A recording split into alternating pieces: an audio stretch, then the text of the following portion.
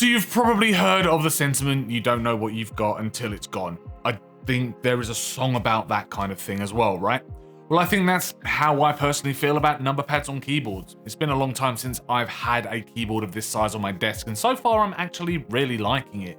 Sure, it's wide and it takes up a bit too much space for my particular needs, but I must say that I have been more than impressed with this. It's called the Keychron Q6 Max, and this thing just screams quality productivity. I mean, by default, it came with Mac keys on there, and I had to change them out for Windows keys, which you do get in the box, by the way, as spare. Of course, though, on the Q6 website, you can do some pretty lavish customizations, like choosing between top or side printed keycaps, which colorway you want.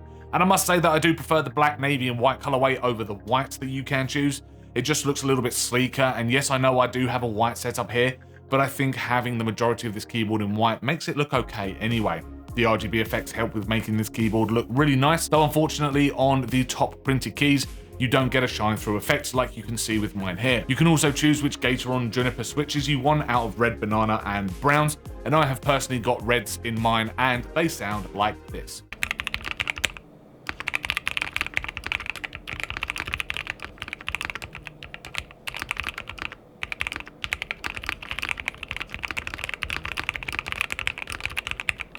Now, the layers of acoustic foam are pretty impressive as well, as Keychron have added IPXE, PET, and latex to dampen the sound profile on this keyboard.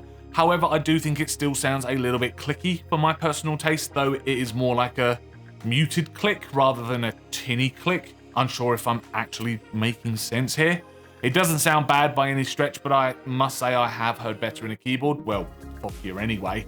Having a double gasket design does give the Q6 a decent level of bounce without feeling like this keyboard is too squishy. This essentially means that it's got two layers of gaskets inside, and the first is between the plates, and the second is between the plates and the case itself. It's strange because it takes a little effort to type on this thing, and it feels really nice, though I do wish the spacebar was a little bit heavier, sitting more solid in place. It is a little bit rattly at the moment where it stands. You could mod the keyboard to achieve this type of feeling if you wanted, or as everything is hot swappable, including the switches for 3 and 5 pin MX style switches, you could go this route as well. You have also got some extra function keys, as well as a volume knob and a mute switch across the top right hand side of the Q6, and 4 completely custom keys above the number pad, which resemble PlayStation controller buttons. It is a really nice touch, and the printed font on this keyboard is really nice and clear, and it does look really nice and stylish as well. The Q6, I will say, is heavy. It weighs in at 2.2 kilograms, and that is mostly down to the fact that it has such a chunky metal body made from 6063 aluminium and processed through CNC machinery, and it's been polished and sandblasted and all of that kind of thing. And Keychron say it has gone through 24 stages of manufacturing to get to this point, and unfortunately, I'm no engineer myself, so I can't really comment too much on this, but I do like the weight and premiumness feeling of the Q6. Now, everything is adjusted and customized using a QMK software online, which I am just blown away with now. Not having the need for yet another piece of software on my system is just so great, and the fact that you can actually save your settings and store them on board this keyboard too only makes this thing more appealing to me. It's nothing too major either, just a few nicely laid out menus to help with setting your key maps, your backlight, of which, of course, I went with my usual solid cyan, and things like macros and firmware updates. It's just a neat and tidy piece of software and non-obtrusive, which is just phenomenal. You have got 3 modes of connectivity too, from your standard wired, of which a decently lengthed USB Type-C cable is included in the box. It also connects to a 2.4 GHz dongle, which is supplied, as well as Bluetooth 5.1 compatible. Though with the dongle, you will get 1000 Hz polling rate, and with Bluetooth, this drops right down to 90 Hz. It's way more than enough for a wireless keyboard for productivity on your desk, as you're not exactly going to be carrying this thing around with you anyway.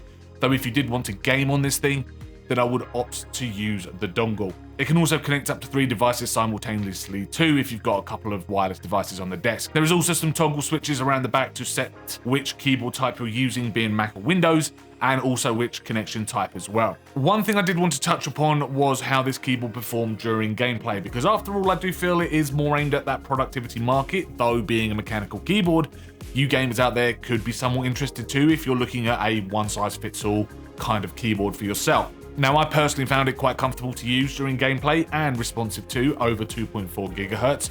Spacing between the keys is nice, so your fingers never really felt too squished, though not too far apart you felt like you were going to be stretching to hit a hotkey. Now, I did generally stick to some Overwatch 2 during my testing, and yes, I must say a decent experience overall, I think, though do be aware that if you are the type of gamer who tends to rotate their keyboard, then you have got a much larger surface area on that right-hand side to contend with, so make sure you have actually got the desk space for it in the first place. Now, this thing is not cheap. It's a £200 keyboard there or thereabouts on the Keychron website, and yes, while it feels like a premium buy because of that aluminium body and the weight, and it looks good and has a decent typing experience, I'm a little disappointed that there is some wobble to some of the larger keys, most notably the spacebar as mentioned before, which makes me feel like small details have been forgotten about. Now, sure, I would have liked a thicker sound profile, but for what it's worth, it did sound very good anyway.